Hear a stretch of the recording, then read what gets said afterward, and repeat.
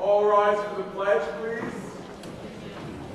I pledge allegiance to the flag of the United States of America and to the republic for which it stands, one nation, under God, indivisible, with liberty and justice for all.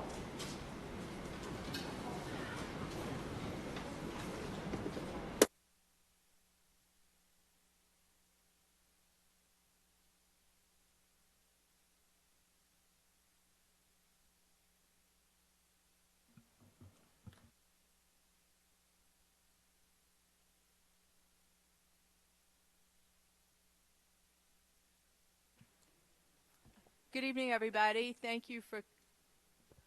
No?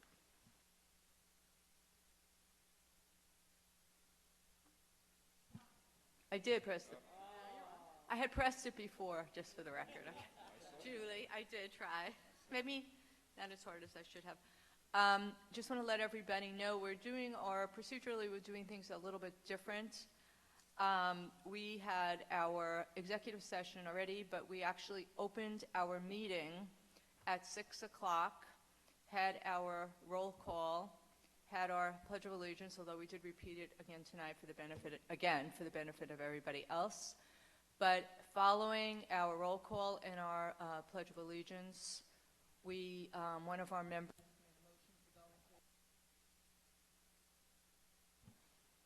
went off by itself. To go into executive session, and we had an executive session which has now concluded for now, I should say, and now we're reopening the meeting, or what we call the general meeting, but technically I believe it's really just called the meeting, the board meeting.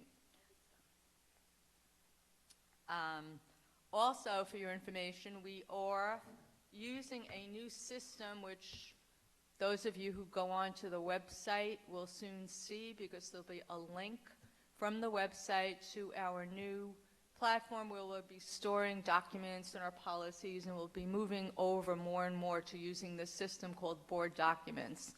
And our own agendas, our agenda for the board meetings will be posted on board docs. So I'm going to be relying on my agenda that's on my iPad. And I will not be looking at anything other than the agenda, just for anybody who's wondering, if I'm secretly watching Netflix with subtitles. I am not, for your information.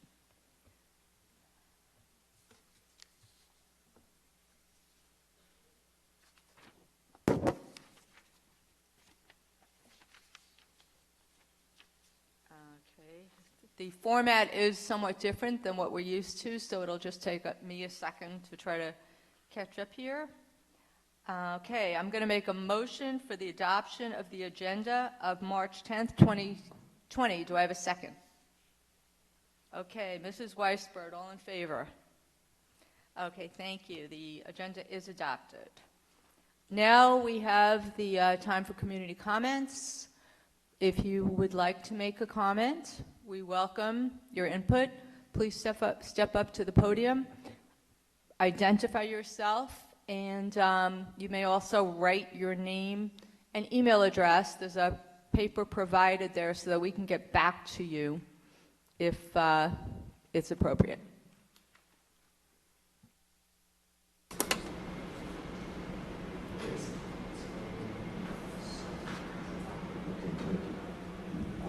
Good evening, and I just want to introduce myself. My name is Dr. Mark Whiteman. I am a resident in Port Washington since 1987. And I am a child and adolescent psychiatrist that's been practicing in the area during this period of time. I wanted to say that I was present at the last school board meeting when the issue of the low salary for school nurses was presented. My purpose tonight is to further advocate for the 12 nurses who provide frontline health care for the well-being of over 5,400 students, 400 teachers, and other staff, because the teachers have who provide excellent education for our students. They have strong advocacy, but I'm here to advocate for the 12 nurses who are on the front lines.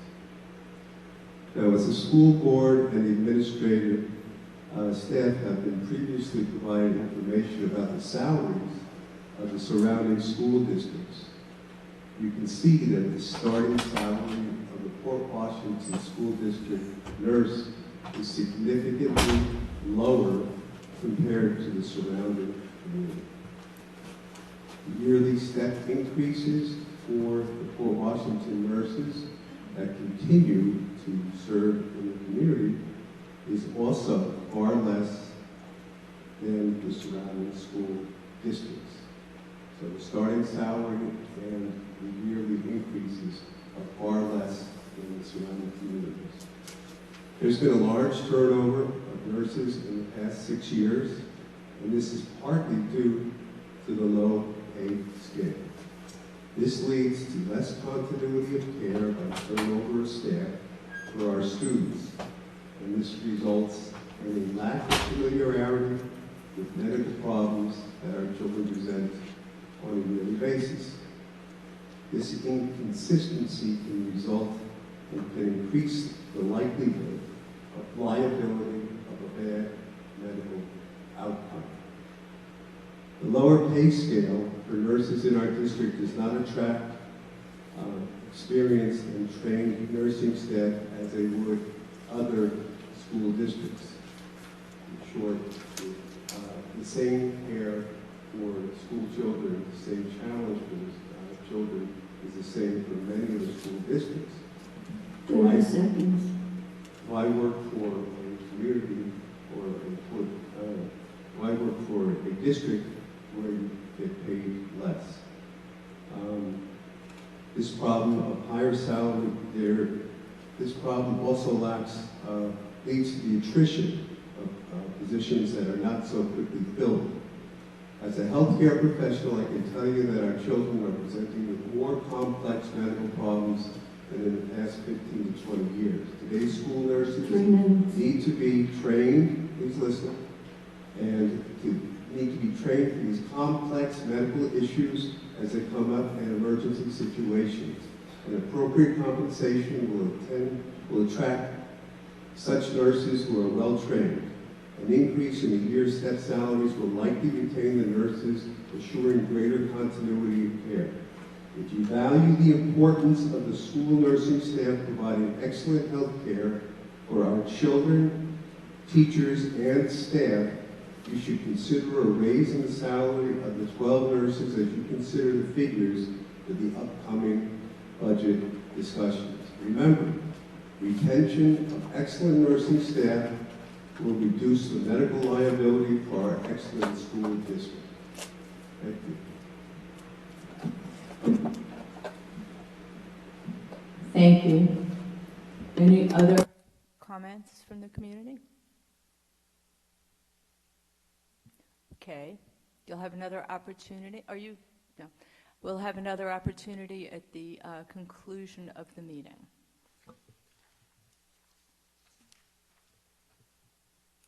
Okay, I'm going to keep my own opening comments very brief. I know that we're all very much aware that we're in the midst of a pretty much unprecedented situation of the coronavirus situation, pandemic. It is a moving target, changing every day. Most of us, I know, are keeping up with the news, and we here on the school board and the administration, of course, have been keeping up and monitoring the situation on a, I'd say daily, but it's really more like an hourly, hour by hour monitoring, and we have the administrators have been in communication with the state and local government and SUD and Department of Health and the local departments of health. Dr. Hines will speak more about that, consistent with the letter that was sent out to the community today and with his video that was also posted on the website. just want everybody to assure everybody, just from the board, that we are very focused on this, like we know all of you are. And, you know, we've adopted certain protocols. Of course, they're subject to change as more information comes in and as we learn more about the virus and how to best contain it and how to best mitigate the symptoms and the illness itself. So I'm going to, at this point, turn it over to Dr. Hines. Thank you. All right, so before I start talking about some of the things that have happened clearly over the past 24 hours, I just want to ask the opportunity for Dr. Shields to just give us an enrollment report, and then I'll go into what I have to say. So the last enrollment report was calculated on March 4th, and we have 5,400 students. From 1 year ago, that's 30 less students, and our kindergarten enrollment continues to come in, and we're monitoring that very closely by school with an anticipated class of 385, and we have 343 registered so far, and that rate of enrollment is consistent with years past, so we'll continue to monitor that on a regular basis. Thank you, Dr. Shields. Okay, so at this time, I'd like to, you're probably sick of hearing my voice at this point between my robocalls and now there's a video and everything else, but in all seriousness, I'm very proud of the fact that our school district has, in what I believe has been very proactive as far as looking at certain protocols and procedures. And I want to make two things very clear to our community. One is all school districts across New York State received guidance from both the State Education Department and the State Department of Health. And in this guidance document that is several pages long, that is actually posted on our website, it is very clear as far as what school districts can and can't do. And I will articulate some of those things in a few minutes. So my understanding is that there is a petition out there, change.org, in regard to some community members who are looking to have either one of our schools closed or potentially all of them just because of what's happening. And before I go into that, I just want to be very clear. There is such a fine line between feeding into what's out there, right, and then being very, very clear and deliberate as far as what's in the best interest of everybody. And I honestly believe everybody at this table, and I know it's impacting you in so many different ways, it's probably the first thing you think about when you wake up and the last thing you think about when you go to bed. And that certainly is the case when it comes to all of our kids here. So with this particular petition that's out there, and again, I want to be very clear, the guidance document that just came out yesterday, as a superintendent of schools, I don't have the sole authority to close any school within our school district. So I just want to be very clear about that. That is a shift with this guidance document.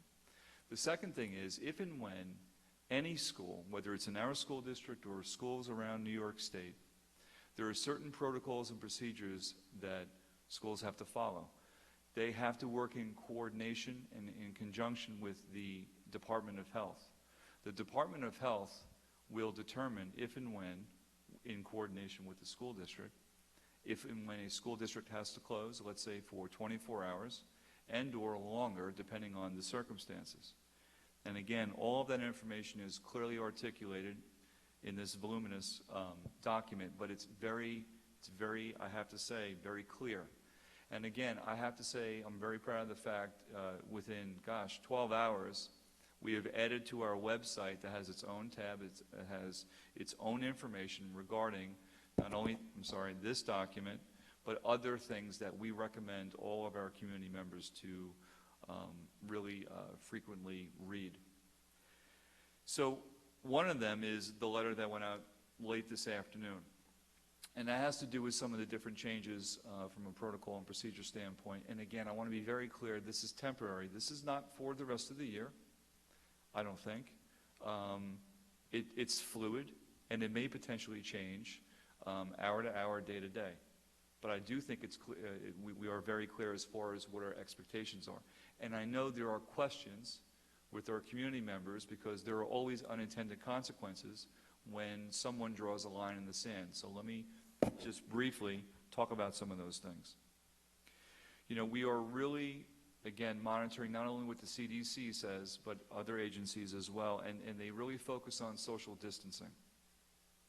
And that's something that we're taking very seriously. So I said earlier this afternoon that all international and domestic travel involving our students with field trips, so that's across internationally, certainly in other states, and I have to say we're taking it a step further, as I know that many school districts are doing or they're considering no field trips at all, where there are large spaces where our kids will be, until further notice.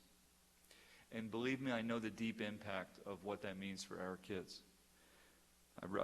Believe me, I've really thought about that. Also, we have after-school opportunities and things that take place. We know, and we have a whole host of those things. But we are putting a hard stop time at 6 p.m. for all of those particular things that take place after school. And we're doing that for two reasons. One is we want to make sure we have extra time throughout the evening to clean our schools, to make sure that we're doing everything that we can proactively. The second thing is we are trying to mitigate as much as we can other community members or other groups coming in for right now. And again, this is until further notice. Now, some of you may be asking, well, what about sports? And I get that because I've asked myself the same question. Because in an effort to do this, it's extremely important that we are consistent across the whole district. And at times it becomes very, very difficult. But I will say when it comes to sports, our sports right now they are practicing. I shouldn't say just, they are practicing as of right now. And Section 8 has a lot to say as far as what happens with that. And that's a whole different conversation. So sports, whether we agree with it or not, are different than some of the other things that we're talking about.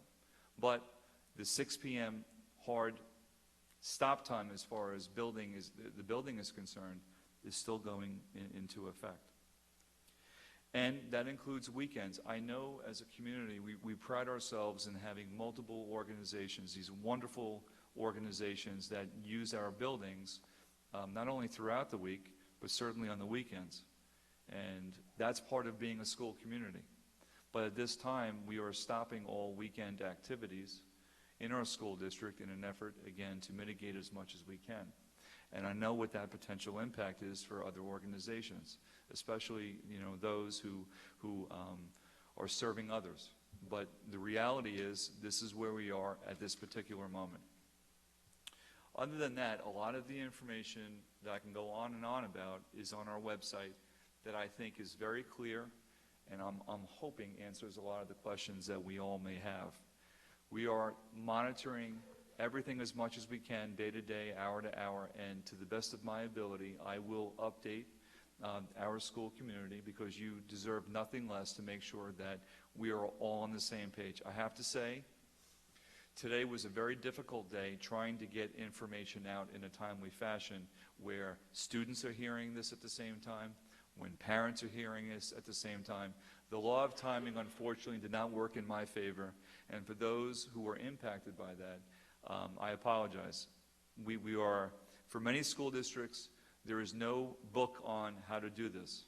But I will say, I think as we are writing this book, as all school districts are, we are trying to communicate as much as we can with everybody.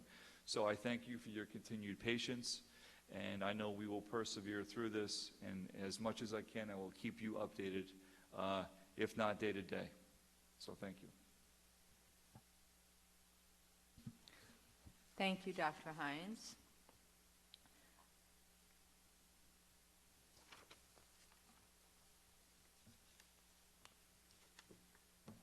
Okay, I'm going to make a motion for the approval of the minutes dated March 10th, 2020. Do I have a second? Mr. Kerpen, all in favor? Okay. No, approval of February 26th. Oh, I thought, okay. Again, I'm going to say that the right way this time. Approval of the minutes dated February 25th, 2020. Do I have a second?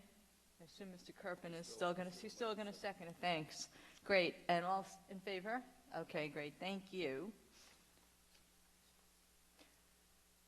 Okay, we are up to our discussion item.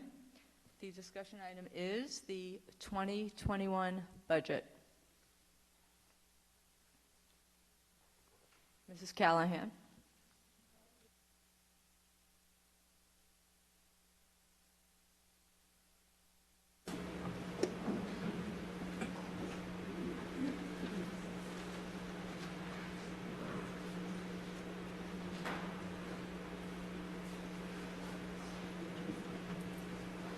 Do you hear me? I guess you do. Okay. So our last discussion on the budget took place on February 4th. At that time, we talked about some of the major increases in the budget, which included security, our contribution to the teachers' retirement fund, potential increases in transportation because we need to do an RFP. Our current transportation provider has indicated that they're not renewing their contract with us. We've had increases in equipment and furniture relative mainly to the new additions that are being put in the high school and the middle school. We have had extensive discussion in the budget and facilities meeting about one specific line in the budget which we refer to as transfer to capital, because we are in dire need of a new roof on a flat roof at Salem and one section of a roof at the high school. So that has brought you up to date to this evening. And as of this evening, I would like to talk to you about how we fund the budget in terms of revenue. We've developed a draft program. Now we need to have revenue to match the cost of that program. The governor did issue his executive budget last month. I simply want to point out that different from last year, the governor, had a very different number than we did for building aid. Our number was correct. And so when numbers were published in the paper, we spent a great deal of time explaining this to the community. This year, what I would like the community to come away with from tonight is to understand that there is major discussion about one category of aid called foundation aid, which last year was about $5.3 million, and this year is slated to be over $7 million. However, if you look more closely, as we do as business officials, you'll see that the areas that I have highlighted in yellow have actually been incorporated into that one line called foundation aid. And so therefore, we are not receiving $2 million more in the very first line. It is not going from $5 million to $7 million. They have added in the variety of aids, BOCE's aid, and so on, to create that $7 million figure, which then means that, in fact, the difference from last year's actual aid to this year's proposed aid is $200,000 in round figures. Also, the Comptroller's Office indicated about 4 years ago that it is a requirement, although this district has always done it, to let the community know what we currently have in our savings and where we expect to be as of June 30th. So what you see, excuse me, on the far right, the far left side, is where we were as of our audit as of June 30th last year. We are entitled to have a variety of, I guess you'd call them different pockets of savings that are referred to as restricted reserves. They can only be used for the purpose indicated on the screen. So if we have excess workers' compensation payments that we have to make during the course of the year, we can draw down from that reserve with the board's authorization. So the variety of those reserves that we have amount to about $4.6 million. And then we have what is known as unassigned fund balance, which is money that accumulates over a period of time. It can be the result of excess revenues or under expenditures in your multiple prior year budgets. You are only allowed to have 4% of your subsequent year's budget as an allowable amount. If we have a budget of $160 million, certainly $5 million, which we have in our unassigned fund balance, is far under the 4% that we're allowed. Overall, you will see then we have a total savings of $9.6 million. The interest that we expect to earn between July 1st, 2019 and June 30th, 2020 is approximately $86,000. I am estimating that we will have $4.6, almost $4.7 million in those reserves as of this coming June 30th, and if, based on the example I am giving this evening, if we take $2.55 million out of our unassigned fund balance, and if we have approximately $350,000 in under expenditures for this budget year, we would then have a total savings of $8.45 million. And I'll talk about that in a minute. So we have a draft budget right now, which is 3.98%. We have, as I mentioned, talked a great deal about whether we're putting money in the budget for roof replacements. If we did not put any money in our budget for that, then I think you would see Port Washington is right in the middle of all the other districts in Nassau and Suffolk with a 2.8% budget increase. From my perspective as a business official, that is unwise. Those roofs really need to be done, and by putting the money in the budget, it creates a basis for future roof work. If you remember any of our prior public meetings talking about roofing, we have over 130 roof sections, not even counting Guggenheim or counting the administration building where there are new roofs. Those roof sections need to be replaced at a variety of different times based on when the original part of the building was constructed and when roofs were redone.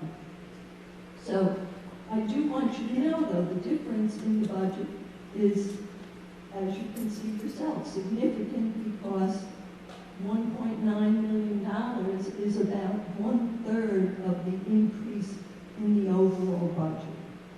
Now, again, the state requires us to do a formula to determine what the tax levy will be, and using the state's own formula, we would be able to have a tax levy of 4.34%, 4.35%. I do not think from my years here and at least my own personal sense of the community that is a levy limit that would be received easily. What I am suggesting as an example here this evening for the board's consideration is that we do the rules, that the budget increase would be 3.98%. However, rather than having the legally allowable tax levy of 4.34, that the board consider putting additional money from the undesignated fund balance that we just talked about, and the example I'm using is $550,000 over and above the $2 million that you have traditionally done in the past few years. That would give you a potential levy increase that would match very closely to the budget. It would be 3.96%.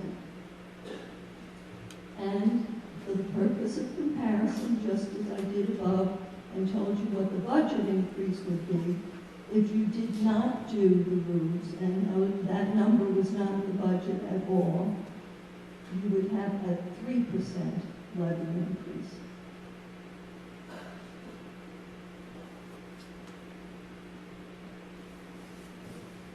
Now we're up to proposed staffing. I don't know if you want to talk about the financial piece before Dr. Hines speaks about the staffing, or whether you would like to simply move on and take questions at the end.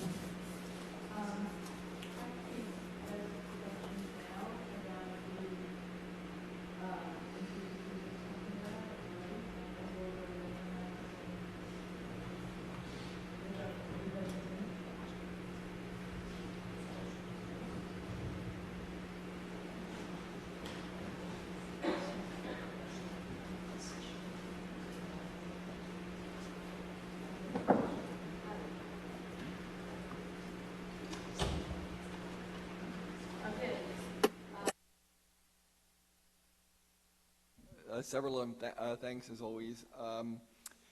If I look at it correctly, if our undesignated balance is 3.7 million, if we take out 2.5 million, we'll be down to 1.2 at this time next year? Saying that would be a 3.7 if we use the $2,550,000 now, and I'm estimating $350,000 would be what is left over. So yes and no. If my numbers are accurate, next year we will be at the 8.4 altogether, But restricted and non-restricted, as we develop a budget a year from now. so then would that really be 6/30/21? Because 6/30/20 Is a few months from now. 6/30/20 is what our audit will show if we take the $2.5 million out. It is part of this fiscal year's decision making. So that's why it drops down to 8.4.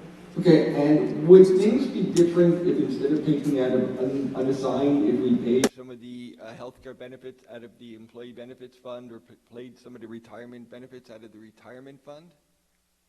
The employee benefits fund is a very interesting restricted reserve. It is intended to be there should the district go out of business and you need to pay all your employees who are entitled to vacation. It's not my rule. Okay. It's what the state says we have to set aside, and every year at the annual audit we have to list all the employees who are entitled to vacation and how many days they have left and what their rate of pay is. So that is the one reserve I would say you cannot touch. But so the workers' compensation, for example, we're going to see a $120,000 increase in next year's budget for workers' compensation. If the board directed me to take the money from that restricted reserve towards the $2,550,000 rather than the unassigned fund balance, we could do that because we do have an increase in that expense for next year. So that would give us a little bit more flexibility. And what about, is the retirement contribution for ERS? TRS, or both?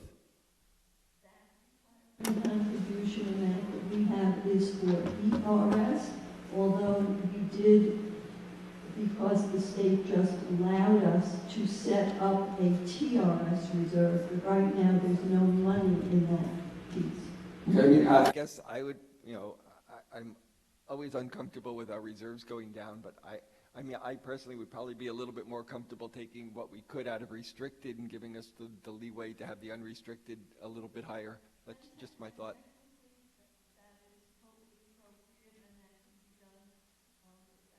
Board's desire, and we can pass a resolution to do so before the budget is adopted, yes. thank you. Any other questions?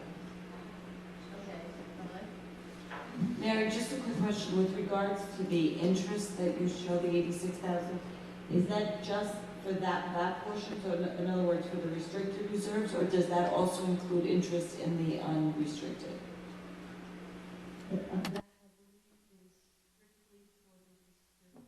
So there's interest that we gave for Right, yeah, I suppose that should have been in there. Good catch, and so So since I would it's a imagine it's similar somewhere, number, right, I would yeah. say it's a similar number. Right, so it could be 100,000 to that, okay. Larry, I just have to talk about school.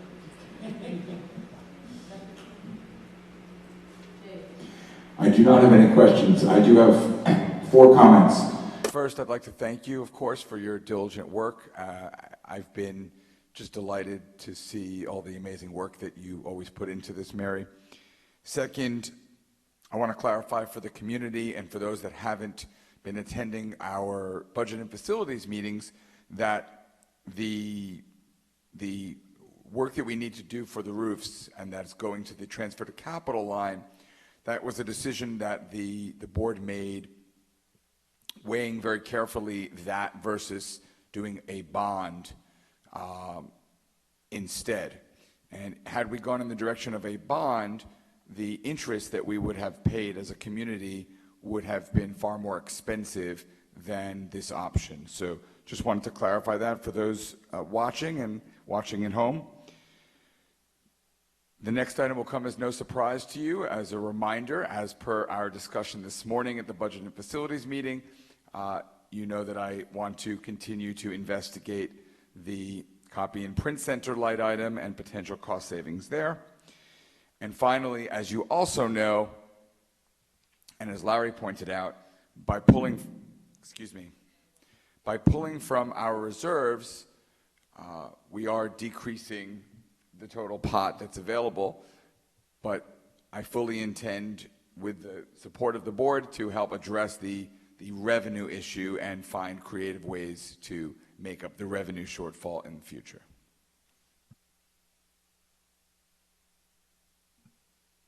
Thank you for that comment, Dave, and also thank you for bringing up that point that we did weigh the relative benefits between a roof bond versus the transfer to capital, and we decided that this was the more financially prudent way to go for the community. Any other questions or comments for Mrs. Callahan before she's finished? For now, just for now. Okay, well, thank you very much, Mary. We really appreciate it, as Dave said. Thank you.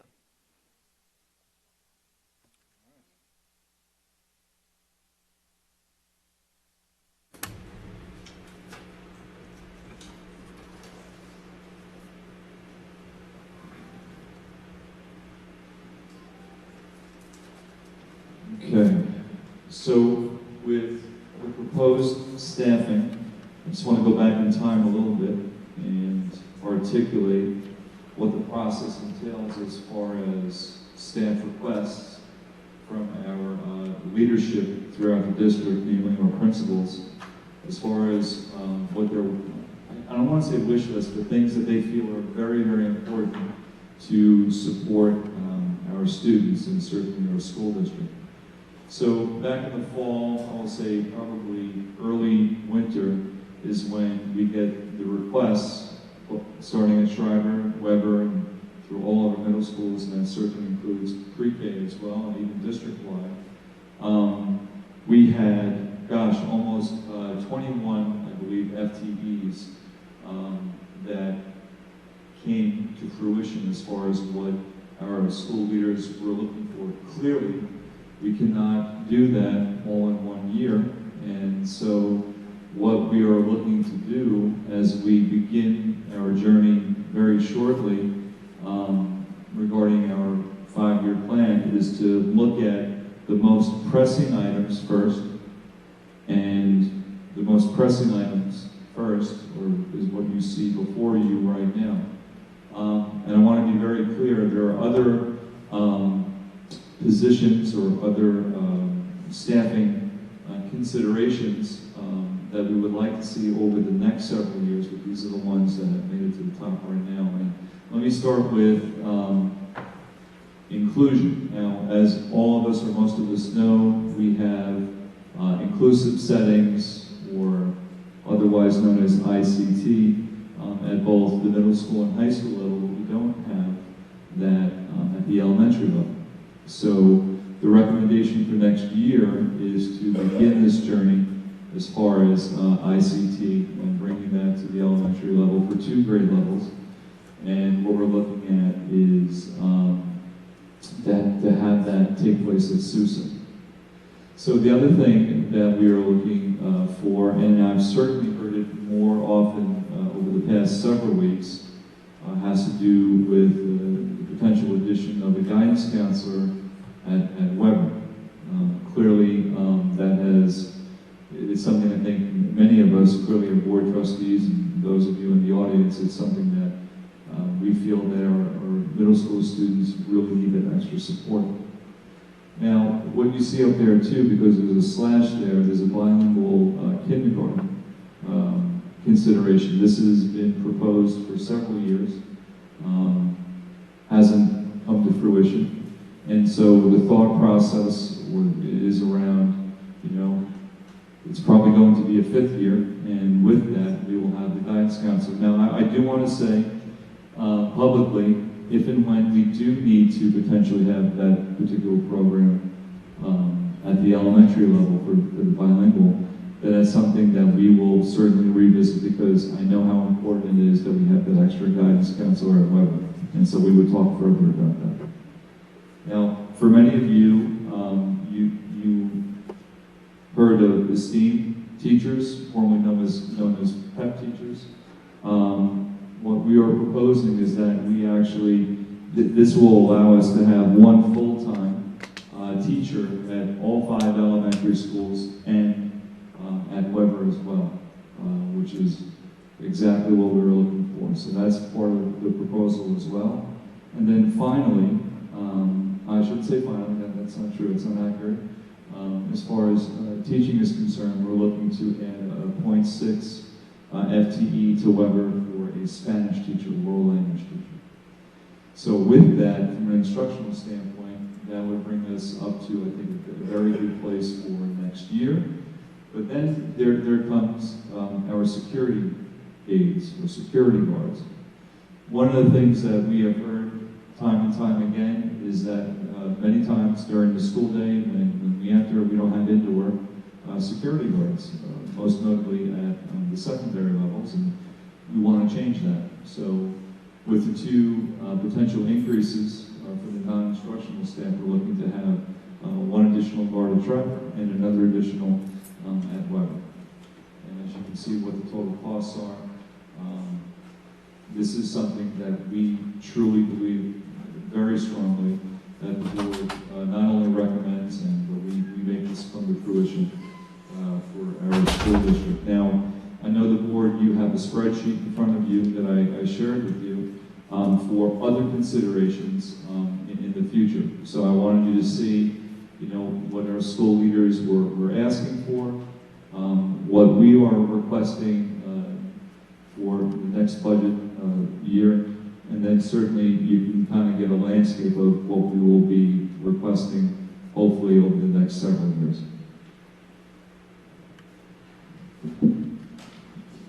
Thank you, Dr. Hines. Any questions from the board? Larry? Assuming that we had more money, you know, what would be your next hit? Like I noticed there, the high school's asking for some EAs and TAs, which are relatively inexpensive. Would they be something that you would, you know, would they be like your first ad, or would they, you know, I'm trying to figure out if for some reason the governor said, I'm giving you twice as much aid as you want, you know, what would be your next hit on that list? Yeah, I would say, you know, certainly support staff. I mean, I think from an instructional standpoint, that's a very, very good start, but I would totally agree. You read my mind, Larry. Support staff is what our next recommendation would be, and the sooner the better.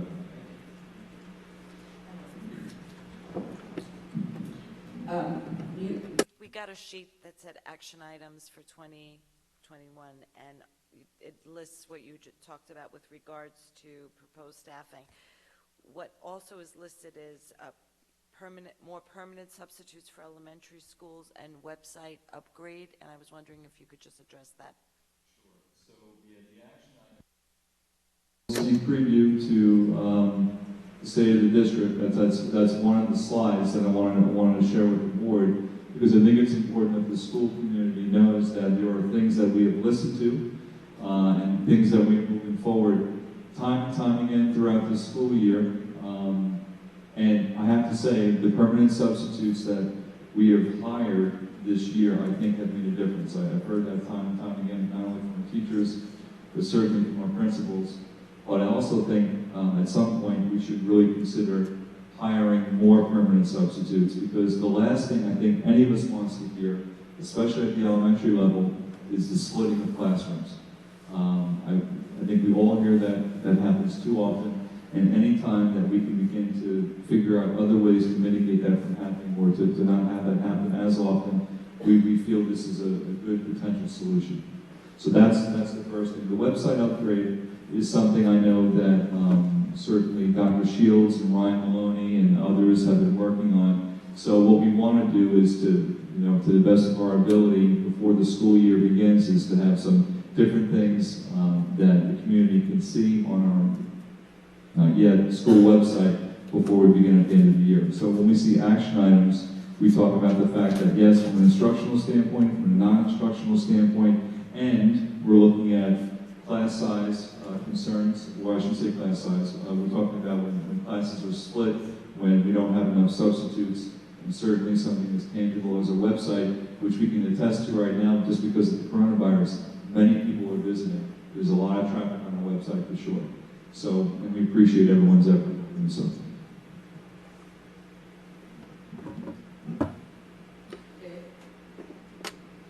So my question is about the high school and guidance specifically. When Dr. Pernick presented to the Budget and Facilities Committee on the zero-based budgeting pilot, he spoke very passionately about wanting more guidance counselors. So I was surprised to not see that in the staffing requests matrix. Maybe it's slightly lower priority, but I wondered if you could address that for a moment. Sure. I know when Dr. Pernick had that conversation with the committee, he was looking at this exercise of a zero-based budget. I think he was thinking, I don't want to speak for him, but I think he was thinking not potentially adding another staff member, but possibly collapsing something else in order to make that happen. So, you know, almost like a wash, so to speak. So that's why you probably don't see it on this particular matrix. Not that that's not important to him, if he's a double negative. But I will say at some point, I know how passionate he is about that. Certainly we have to talk to our Director of Guidance and certainly Dr. Pernick as well, as far as our thoughts, not for next year, but potentially the year after. So it's, even though it's not there right now, it is certainly not forgotten. Anybody else have any questions? The I just want to, okay, thank you. I think we're done with that. I just want to thank, though, the committee that's been working on the website, and I believe Emily is working on it, our board member, along with Adrian Kane. Are you on the website committee? And Julie Epstein is, and Pam Ollendorf. Sorry, Pam, if you're listening. And Dr. Shields, well, he was mentioned, but I'm going to mention him again. Thank you so much. And you're all doing an excellent job. Thank you. And the other parents. Yes, the other parents too. And all the parents that actually participated in giving feedback, because we started getting the feedback on that at the end of last year, as I recall.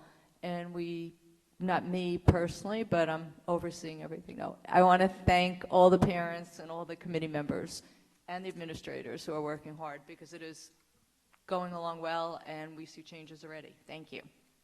Okay, now I believe I'm going to double check, but I think we are now going on to our committee reports. Is that correct? Yes, okay. First committee, we have policy and personnel, and Emily, can you please give us a report? I can't, because we haven't had a meeting since our last meeting. So our next meeting is on March 18th at 9 a.m. at the annex. So please join us, and then I'll have a report after the next meeting. Thank you. Budget and facilities. Mr. Kerbin.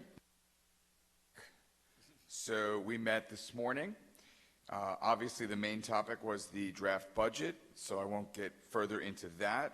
Just thank Mary again for her work on the budget. We did review some insight on the print and copy center needs. We reviewed an update from Jim Restano on the potential to revitalize our roofs, and I reviewed a brief update of the Sands Point Property Subcommittee. The Sands Point Property Subcommittee is meeting again next Wednesday, and the Budget and Facilities Committee is meeting again next Tuesday, 10 a.m., same time, same great place, the Daily Annex. And of course, if you missed the meeting this morning, and you want to hear every minute, you can listen to the entire meeting, as well as pretty much any committee meeting at BOEpodcast.com. Thank you, Dave. Next, we have the Curriculum Committee by Rachel, the chair. So the Curriculum Committee met in the last week of February, on February 26th, and we had a really fun and informative presentation from many staff people in the district, including Ryan Maloney and a lot of our Weber staff, about the different instructional technology updates and changes and exciting going-ons in the district. If you were not able to attend in person, you can find the podcast online. Ryan's presentation is also available online. I think it's worth a look to see some of the interesting things that adults probably can't even imagine is going on for our children at Weber and Schreiber and the elementary schools currently. Our next Curriculum Committee meeting is on March 25th, and we will have Mrs. Javelin from Weber joining us, and she and Dr. Westerfeld will be talking about the core extension at Weber and giving us some insight into their thoughts on that program. And we hope you can join us. That's at 9:30 in the annex, and will be podcast as well. Thanks, Rachel. The next item on the agenda is the item under this category is Safety and Substance Abuse Task Force. We have not had a meeting since the last board meeting. I can tell you that the next Safety and Substance Task Force meeting will be this Thursday, the 12th, and it's at the Kathy A. Mooney Annex Conference Room at 12:15 to 1:15. Everybody's invited to join. The Diversity Committee meeting, Diversity Committee rather, which I co-chair with Shirley Sapiro, who's the director of ENL. We also have not had another meeting since our last board meeting, and our next Diversity Committee meeting is going to be on March 27th in the Kathy Mooney Annex, and that will be from 12 o'clock to 1 o'clock. We have a couple of really exciting items on the agenda which will be posted. A little list here just to give you some ideas. Okay, we had a meeting back in January that was called, where we saw an incredible video called I Learn America, and it was a real immigrant children's experience, students in a school, and it was just very powerful, and I think I probably mentioned that at a previous board meeting. We will probably do we had a lot of people attend that meeting, so we'll have some discussion of that. We've invited one of the social workers who works with the ENL immigrant population at Weber, and hopefully she will be able to attend. We're not sure. We're also going to be discussing translations and what we've been doing with them to date, and getting interpreters, and talk about plans for the future, and that's a very hot topic, really, and very important. And Portfest, which is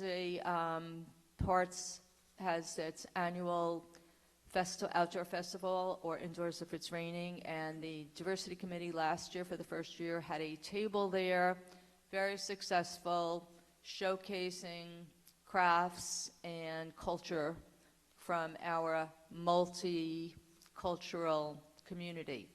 And you'll hear more about that also. So look for the agenda to be posted on the website. But again, mark March 27th at the Kathy Mooney Annex at noon to come to the meeting, because everybody's welcome, and we would love to see you there. Thanks. Last of the committees is the Legislative Task Force, which has been working very hard. And I will just pass it over now to Larry and Emily, who are our co-chairs. As we mentioned last time, we've had conversations with our elected officials about trying to get more state aid, and they have told us about the importance of the community really backing us up. So to that end, we have the change.org petition, and we're up to 940 something signatures, and we need to get to 1,000 before we close out tonight. So tell your friends, tell everybody who hasn't done it, we need to get another 50. And when we send them 1,000 signatures, that is very powerful when they go in to talk to their leadership and say, look, I really need to give this district some money. So it really does count. They've all asked us, so the more the merrier, the better. The more signatures we get, the more money we get. So it's really worth signing on. And our next meeting is the first Monday in April. I believe it's April 6th, I think.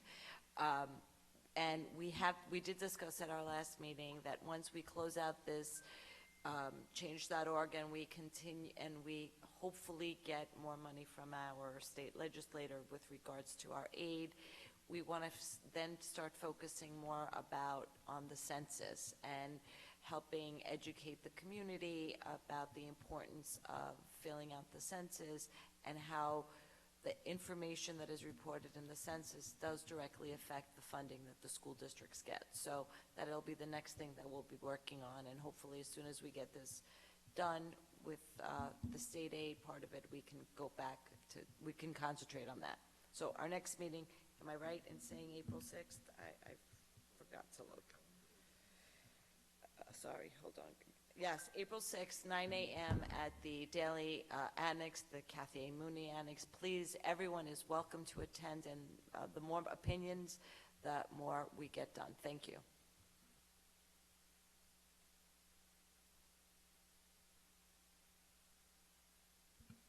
Okay, we're now up to our action items, and this is the part that's going to be a little challenging because the format is completely different than our usual agenda that I've grown used to over the last 100 years. Okay, under action items, under budget and fiscal, item 1, okay, make a motion to approve. Item 1, all in favor? Okay. Item 1 is approved. We have actually have a pretty light list of action items, which is very helpful this week. The next is under item B, facilities. Okay, correct? Yes. Okay, nothing under, all right, nothing under facilities, just letting the audience know. We don't have any action items under curriculum, but we do have now, moving on to personnel, instructional, none, I got that. Personnel, non-instructional, we have, I'm going to move to approve items 1 through 4. Do I have a second? Okay, Deb, all in favor? Okay, thank you. That was non-instructional. And now we have personnel under extra assignments. Going to move to approve items 1 through 4 listed on there. Okay, in favor, Mrs. Weisberg, all in favor. Second, yes, all in favor. Okay, thank you. Mrs. Weisberg was the second for the record, and everybody approved.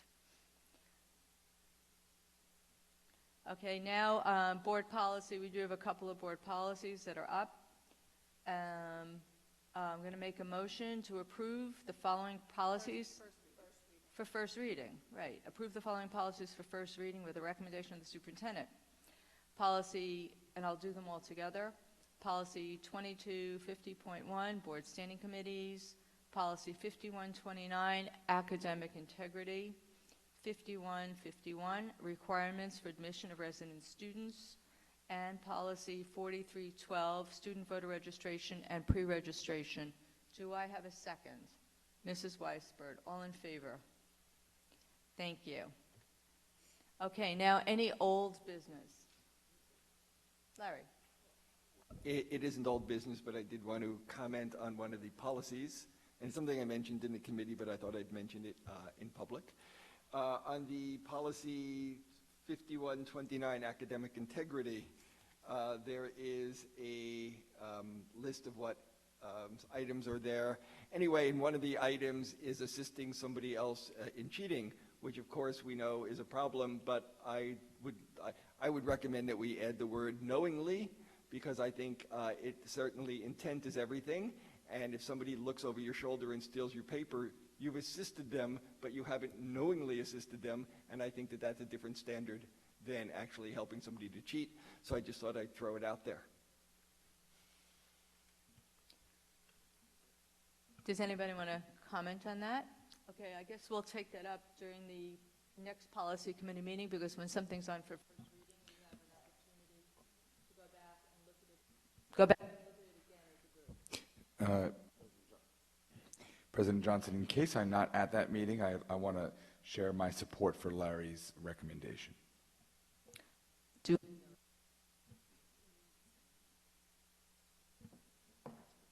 Okay, thank you for that comment. Yes, we will take that into account when it's discussed at the next policy meeting. Any other comments about any of the policies that were on for first reading, just because I did skip over that, I guess? Okay, thank you. Now we do get to old business. Any old business? Any new business? Okay, here it comes. Second opportunity for the community to be heard. I did not remind people last time, but there is a 3-minute limit. Going once, okay. It looks like there are no comments. Our next board meeting will be March 24th. It'll be here at the Schreiber High School at 8 o'clock. Well, actually, it'll probably start earlier at 6:30, but that will be, as I said, we open the meeting at 6:30, but most likely we will be recessing into executive session and then starting the meeting again at 8 o'clock. So March 24th, and then again April 27th. That one will be at Weber. April 7th, not 27th. Sorry, April 7th. It'll be posted.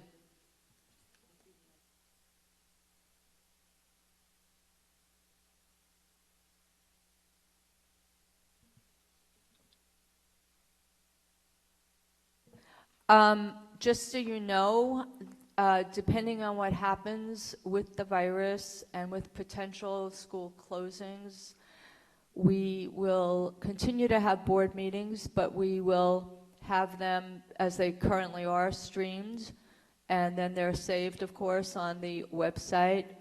So while we will be here, when you watch it streaming, look for our eyes, because our faces are going to be totally obscured by masks. No, we don't expect the community to come out for it, and we would discourage it if the schools are closed. And there'll be more information on all of this over the next couple of weeks, but we're just giving you all the heads up that, we're on a kind of a wait-and-see holding pattern. And I just want to clarify, all we can do is strongly encourage, not that we don't want to see you, because of different laws that are in effect. We have to have a meeting that's public. We can't tell you not to come, but we strongly encourage you to use your judgment in doing so, and that's why the live streaming is so important. So we just want to be very clear about that, and thank you for allowing me to say that. Yes, we have someone else. Dr. Hines, I'm sorry to put you on the spot, and I know you have been on coronavirus 24/7, and this is all very much a work in progress, but perhaps we can try and figure out if there's a way for people to get their input in or their questions. If they have something to add to the board, maybe they want to email us a question in advance so that people feel comfortable staying home even if they have a community comment they want to make. And that's a really great point. Yeah, so certainly before the next board meeting, we will figure out a way from a technology standpoint. If you are watching from home and you have any questions or anything else, we will see what we can do to make sure that if you have questions, we can answer them. If we can't, certainly if you can email us, I mean, this is like probably the lowest of the levels. If you email us, we can respond in very short order. But for right now, we'll think of a technology way or technology standpoint to make that a little more interactive. Thank you for bringing that up. We had actually touched upon that before, but we forgot to mention it. Dave, did you want to? While we're in the habit of extending the meeting, I just want to take a moment to publicly commend Dr. Hines and his team for all of their hard work and working really very, very quickly and efficiently to help update us, the board, and the community on the changes required due to the impending health situation. I second that. Thank you. And we are now almost. I just want to reiterate, I believe the protocol, if you're sick, if you're confirmed with coronavirus by your doctor, is there a protocol that's clearly indicated on the website as to who to notify in addition to, do you have to the Department of Health, the school district, et cetera? I have to say the community and certainly our staff, kudos to our staff if they traveled and even community members, they let us know. We have a spreadsheet as far as, just so we are up to speed as far as who potentially went where. But yes, if you have any symptoms, again, all of the protocols as far as what you should do, it's very clearly stated. But call the Department of Health and certainly see your physician. And the best thing, as you know, everybody can do is to wash your hands as often as possible. So thank you and have a wonderful evening. Okay, I'm going to make a motion to adjourn the meeting. Do I have a second? Okay, Mr. Kirpin, all in favor? Thank you, everybody. Safe home.